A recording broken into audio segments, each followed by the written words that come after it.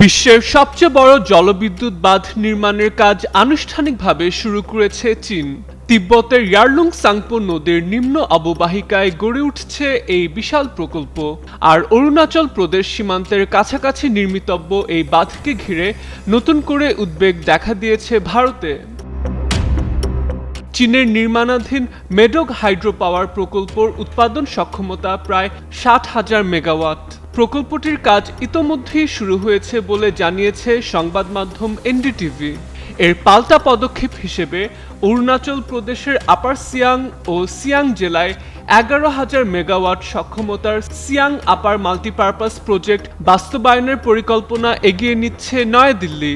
রাষ্ট্রায়ত্ত প্রতিষ্ঠান এনএইচপিসির অধীনে বাস্তবায়িত হলে এটি হবে দেশটির বৃহত্তম জলবিদ্যুৎ কেন্দ্র।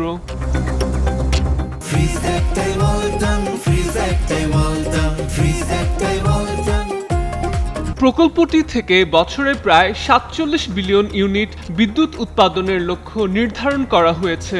এর সম্ভাব্য ব্যয় ধরা হয়েছে প্রায় ১৩ বিলিয়ন মার্কিন ডলার। তবে দুই দেশের প্রকল্পের অগ্রগতিতে রয়েছে বড় পার্থক্য।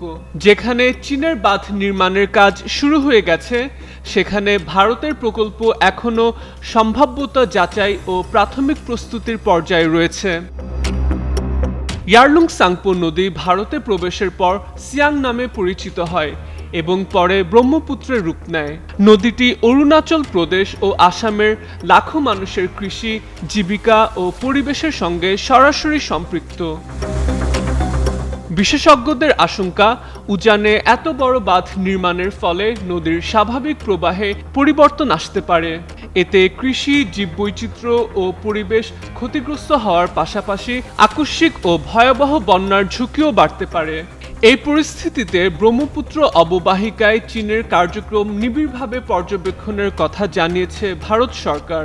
পাশাপাশি নিম্নাঞ্চলের মানুষের জীবন ও জীবিকা সুরক্ষায় প্রয়োজনীয় পদক্ষেপ নেওয়ার আশ্বাসও দিয়েছে নয়াদিল্লি।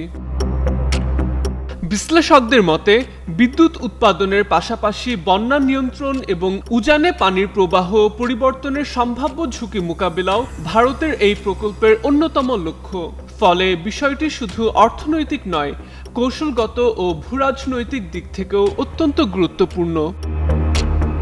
মাহাদি আহমেদ, যুগান্তর নিউজ।